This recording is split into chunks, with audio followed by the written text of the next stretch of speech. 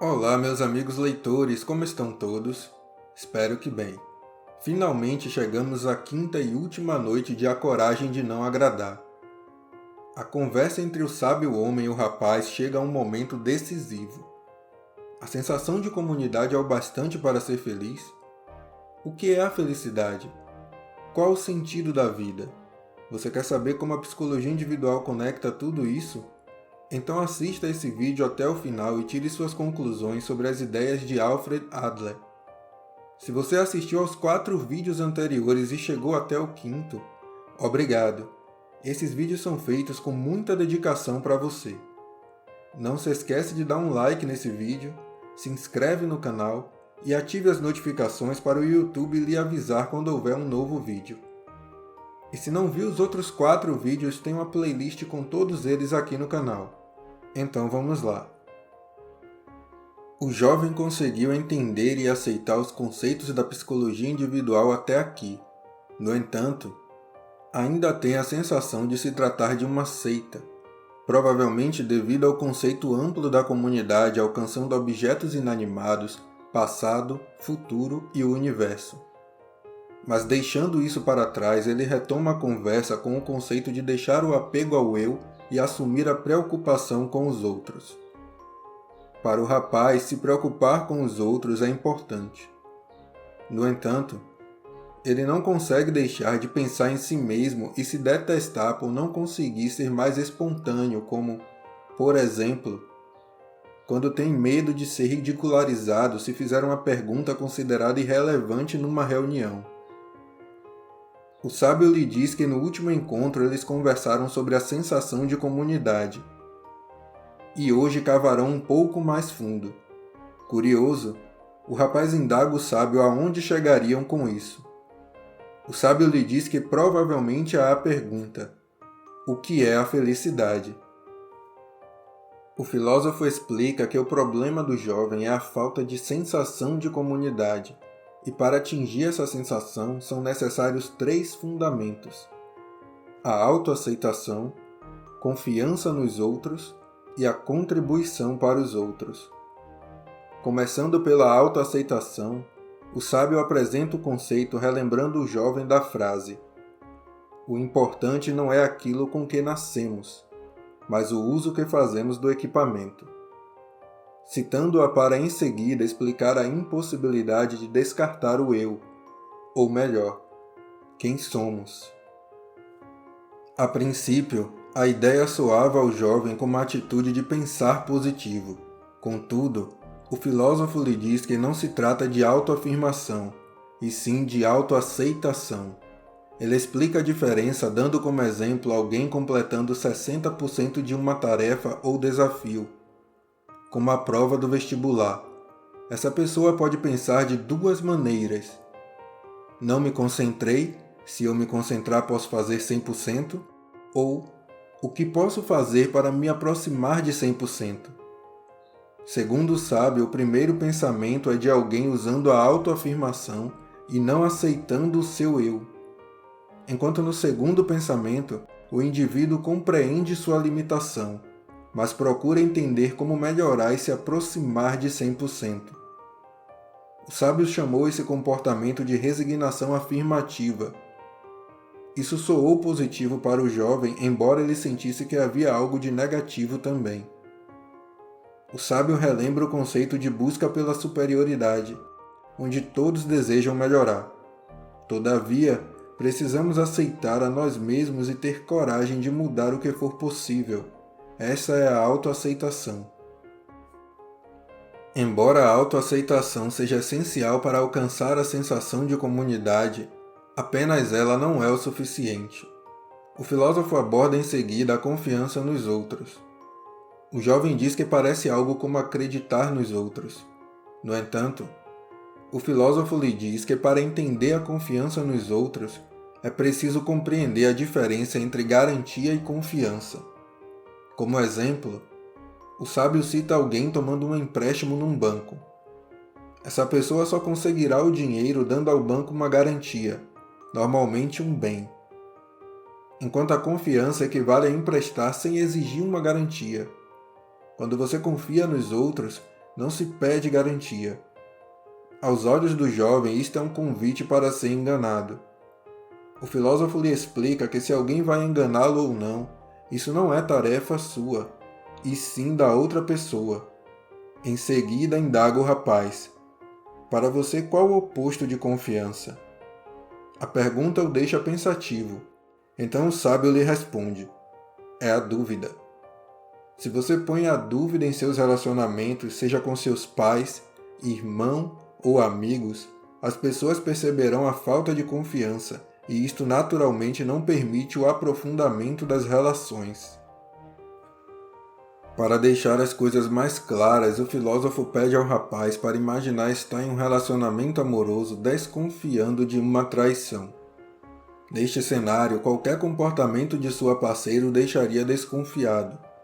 Uma risada em uma ligação, uma mudança no tom de voz e etc. O sábio homem argumenta que onde existe dúvida não pode haver uma relação saudável.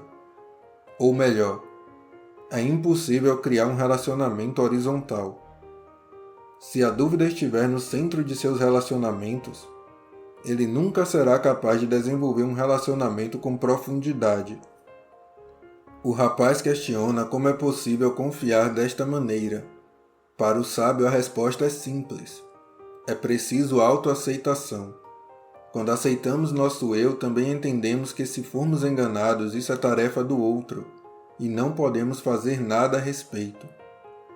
Ele também ressalta que a confiança incondicional é um meio para melhorar o relacionamento. Porém, se não desejamos melhorar um relacionamento, a decisão de romper ou encerrá-lo é nossa tarefa. O sábio explica que existem duas opções: confiar e duvidar. Mas o objetivo é alcançar a sensação de comunidade, e para isso precisamos enxergar os outros como companheiros. Sendo assim, a confiança é o caminho lógico. Em seguida, o filósofo pergunta o que acontece quando aceitamos nosso eu e confiamos nas pessoas. E o rapaz lhe diz: elas se tornam nossas companheiras. E assim, diz o sábio, encontramos a sensação de é bom estar aqui. O rapaz questiona se isso é o bastante para alcançar a sensação de comunidade. O filósofo afirma que não, e lembra-o do terceiro conceito, a contribuição para os outros. O jovem pensa na contribuição para os outros como uma espécie de autossacrifício. E o filósofo lhe diz que a contribuição para os outros tem a ver com fazer algo que lhe traga consciência de seu valor. E isso não é um sacrifício. Pelo contrário, é algo que fazemos para nós mesmos, para o eu. Como exemplo, ele cita o trabalho, pois ao trabalharmos contribuímos para a comunidade e sentimos que temos valor. Não importa se é um emprego formal, autônomo ou cuidando do lar, todo trabalho é uma contribuição. O sábio complementa dizendo que existem pessoas ricas ao ponto de não conseguir gastar seu dinheiro, e mesmo assim elas não param de trabalhar. Segundo ele, esse comportamento não se trata de uma ambição ilimitada, e sim o desejo de contribuir com a comunidade. A sensação de contribuição é subjetiva e nem sempre é visível. Além disso, ela se divide no nível das ações e do ser. Quando trabalhamos e contribuímos com nossas ações, podemos sentir que somos úteis. Contudo, haverá um momento da vida em que trabalhar não será possível, e ainda assim podemos ter a sensação de contribuição no nível do ser. Por exemplo, somos úteis à nossa família apenas por existirmos em suas vidas. Basta imaginar sua vida sem alguém amado, cuja presença no dia a dia é uma certeza tão grande, ao ponto de nos levar a nunca considerar a ausência dessa pessoa. Entretanto, a possibilidade da ausência é real. Existem pessoas que não conseguem entender a contribuição no nível do ser. Por exemplo, pessoas viciadas em trabalho, os workaholics, são aquelas cujo trabalho possui uma importância exagerada ao ponto de subjugar membros da família que não possuem emprego formal, como alguns homens que trabalham para empresas e diminuem o valor de sua parceira na administração do lar. Segundo o filósofo, pessoas assim não possuem harmonia de vida. A sensação de contribuição, de possuir valor, a sensação de ser útil a alguém e de ser importante, segundo a psicologia individual, é a verdadeira felicidade. Tal afirmação tão simplista deixa o jovem chocado. Na mente do rapaz, a felicidade é muito mais complexa. Ele acredita em objetivos grandiosos e em ideais para marcar seu nome na história. O filósofo lhe diz que é preciso ter coragem de ser normal.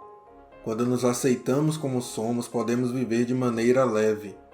O sábio lhe diz para viver o aqui e agora, pois a vida não é uma escalada em direção ao topo. Na verdade, a vida é um conjunto de momentos e o filósofo diz ao jovem para aproveitá-los. Comparando a vida com o teatro, ele diz que quando os refletores estão acesos voltados para o palco, não é possível enxergar nada à nossa frente, apenas o palco. E assim como no palco, na vida, devemos viver o momento, lançar a luz sobre o nosso presente e viver intensamente, porém de forma consciente. O sábio compara o momento com dançar. Nós devemos dançar e ver onde a dança nos leva. Para exemplificar, o filósofo cita um estudante que não sabe como começar a estudar para o vestibular. O quanto estudar ou o que estudar. No entanto, ao viver o momento, ele deve começar aos poucos, decorando algumas fórmulas e nomes. Fazendo isso, ele vai saber que o seu dia foi proveitoso mesmo com o vestibular distante. O sábio diz ao rapaz que isso é viver de forma intensa e consciente. Ou seja, fazer o melhor possível no aqui e agora. Toda essa informação tem um efeito catártico sobre o jovem, ao mesmo tempo que ele faz pensar qual o sentido de viver assim. Ou melhor, qual o sentido da vida para Adler. O sábio lhe diz que quando perguntado, Adler respondia o seguinte: a vida em geral não tem sentido. Qualquer que seja o sentido da vida deve ser atribuído pelo indivíduo. Ou podemos simplificar dizendo que para Adler, você dá o sentido à sua vida. Chegamos ao fim da série de 5 capítulos sobre a coragem de não agradar. Espero que tenham gostado do conteúdo. Foi uma maratona chegar até aqui. A leitura deste livro traz perspectivas interessantes. Se vocês gostaram destes vídeos, então com certeza lhe será uma leitura prazerosa e enriquecedora. A Coragem de Não Agradar nos apresenta a psicologia individual criada por Alfred Adler, um dos grandes nomes da psicologia, trazendo uma perspectiva onde devemos assumir a responsabilidade por nossas vidas, encontrar harmonia com a sociedade, enxergar as pessoas como companheiras e estabelecer relacionamentos com confiança. Em suma, é uma linha de pensamento que nos diz: viva o presente de forma consciente e faça o melhor que puder. Em breve teremos novos vídeos no canal, então se você ainda não se inscreveu, dá um like nesse vídeo e se inscreve no canal. Um grande abraço. Mantenham-se firmes, mantenham-se fortes, leiam muito e até mais.